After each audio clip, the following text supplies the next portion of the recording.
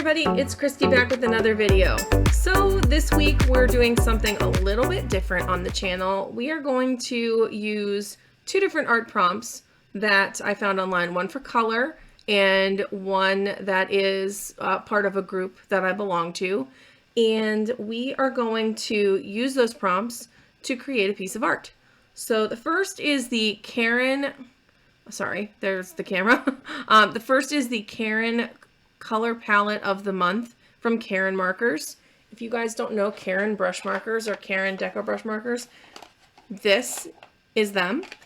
They are wonderful. I love them. The Brush Marker Pros are water-based markers, and the Deco Brush pigment markers are acrylic-based markers. I have the basic set of both, so I have about 12 of both, and I absolutely love them. They're great markers. I don't have more than that, but they are, through this challenge, offering a full set of the Brush Marker Pros and about 36 of the Deco Brush markers, so I would just love the chance to win them, so I thought I'm going to play along.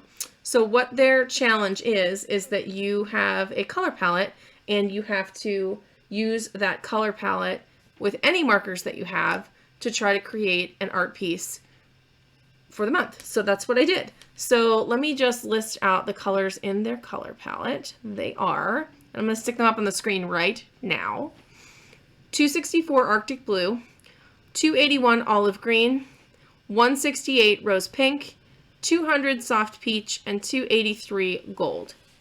So today I am replacing those with the following markers.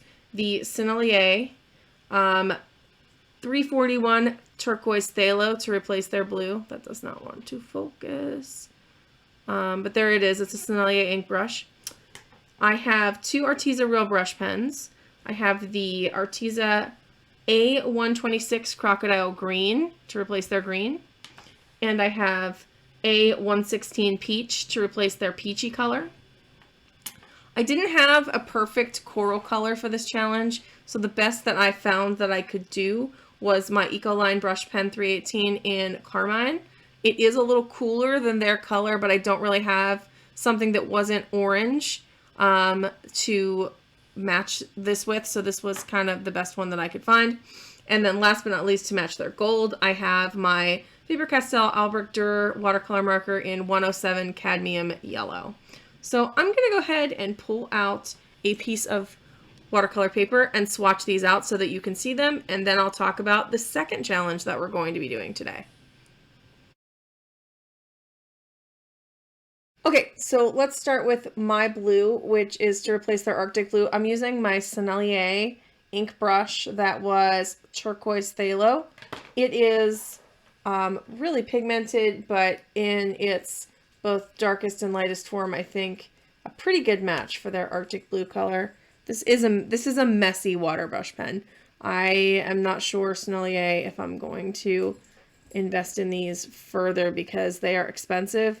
And like, look at how messy this is. I already got ink all over my hand. I am very careful not to squeeze them, and I try to store them upside down, but it doesn't seem to matter. They just seem to be very messy. But anyway, that's a really beautiful color, and the pigment is really amazing in them. I don't know. It's a struggle of messiness. Okay, and then I believe their next color was their olive color. I'm using the Real Brush Pen Crocodile Green from Arteza, which I just highlighted these not that long ago in a video. So there's that one. And then my reds are not as completely perfect as theirs. This one's pretty good. So this peach matches their peachy color pretty well. It's an Arteza brush pen as well. But then I don't have anything super corally, so I tried to come as close as possible with something that was more on the pinky side of life without being like bright pink. So I chose this Ecoline brush pen in Carmine. There's one. There we go. Carmine. So let's go ahead and push this out. I still think this is a little bit cooler than the red that they used, but it was the best I could do. and I tried to use it in conjunction with this pen to make it a little bit warmer. And then last but not least, in place of their gold, I used my Cadmium Yellow Faber Castell Albrecht Durer. So here's that one. So let's just go ahead and let's just color these out with a little bit of water. I'll grab my paint puck right here, and I will just grab some water and kind of color out a little bit so that you can see the different value we can get from each color.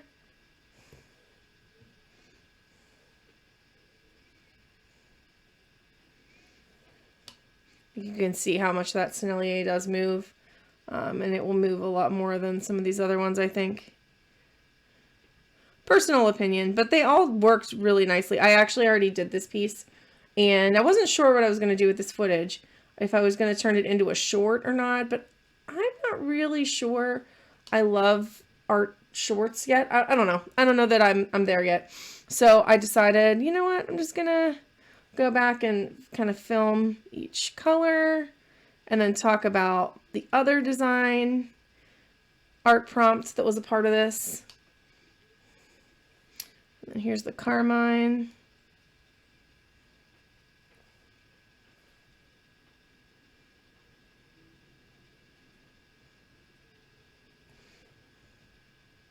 Which that one moves really well. When I did my last challenge with water-based markers, which was my Sketchbox, Nobox, Artbox video, I would say that the Sennelier and the Faber Castell were probably pigment-wise very similar, and then the Ecoline was right behind that. I didn't use any of the Arteza ones in there, and the Arteza ones are good. They're just not going to be quite as pigmented. So let's compare these two. Just a Karin brush marker pro. Let's use something that's not in the challenge. Let's use a purple just because it's not in the challenge. So we'll use my lilac here. It's upside down. There's the lilac. Just to show how these move in case you were like trying to compare. And I have talked about in my head doing a like comparison video of all the different water brush markers that I have. So that's something I'm thinking about. If you think you'd like to see that, leave a comment and let me know. Thanks for being here. So yeah, you could, I mean, like, look at that. They're so good. They're so good. Yeah. Oh man, look how nice those just like dissolve. So I'm a big fan of the Karin brush markers. They are a lot of fun to work with. The only reason I have a lot of these other ones as well, the Arteza ones were a great value. The Ecoline ones I got on sale at Michael's. And then this one came in an art subscription box. I had one of these in an art subscription box, and I got a deal on, I had like a Michael's gift card and I wanted to get free shipping. So I tried a few more of those as well. But I think if I had to invest in more of these types of markers, I would definitely go either Karin or the Faber Castell, mainly because I have the Magnus pencils and these go well with the Magnus pencils. So I kind of like investing in that way in those. But anyway, so this is the color palette that was chosen. So then the next thing that I did was I combined this color palette with an art prompt, and the art prompt was from Doomsayer Designs over on his Discord. He started a weekly art challenge that he is calling #DoomPrompt on social media. So if you decide to play along, you're going to want to call it #DoomPrompt. But his prompt for this week was, I'm trying to get the wording exactly here. It was a Bigfoot wizard casting a spell from his mushroom staff, which was a totally awesome rad prompt. And if you don't follow Doomsayer, I'm going to link Jake in the comments below because you definitely should. So I had these colors, not the purple, and I needed to create a Bigfoot wizard that was casting a spell from a mushroom staff. So a lot of people in the challenge drew an actual like version of Bigfoot, like the bad guy, like the villain character that's like mythical Bigfoot. But all I could see was my favorite big-footed video game character. I just could see my favorite video game character with a wizard hat and big feet That's not Link. This is not a Zelda video. But so I took it to mean like Bigfoot, like having big feet, instead of Bigfoot, like the big, hairy, scary woodland thing. And so, sorry, I can't find the words today. So my prompt was a little bit cheeky, and I think it was really fun. So yeah, you can watch me do the piece, and then I'll come back, show it to you, and talk about what I think.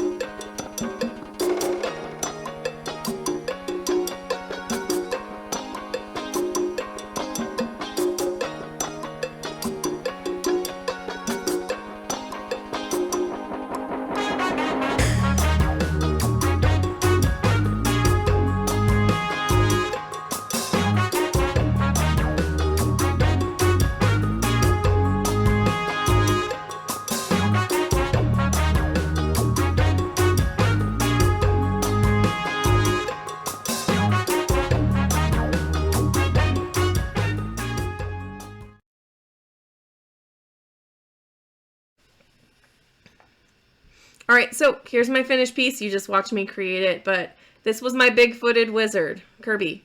I couldn't help but just think of my favorite little guy with big feet. I'm playing Kirby in the Forgotten Land right now. It's really fun if you haven't tried it yet. So I kept seeing him with a little, like the sleep hat on, but a wizard hat instead of his little star wand. I kept seeing the mushroom one, and so I was like, this needs to go on paper. So I drew him, and I had a blast. I feel like these colors worked really well for this challenge, and they worked really well to create Kirby's pink color without him being like super ultra bubblegum pink. But I really liked how it all turned out. Whenever I work with water brush markers, I love to have a scribble palette of some kind. I really like this one because this one has like a lot of little bumps and ridges, so it picks up the pigment without me having to damage the markers too much. But it also isn't like so rough that it's going to damage the markers, so it's kind of perfect. I have another plastic palette I like upstairs, but as far as ceramic palettes go, this one travels really nice and I really like it.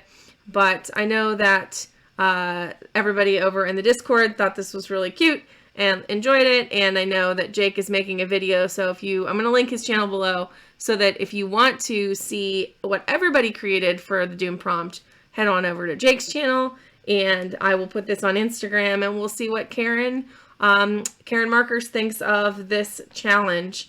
Like I said, I would absolutely love a full set of their water brush markers. They're just phenomenal, and what a treat that would be. So that's going to be it for me today. I hope that you enjoyed this video and that maybe you play along with one of these two prompts or both of them, and that this video inspired you to create some artsy bits yourself today, and we'll see you in the next one. Bye for now.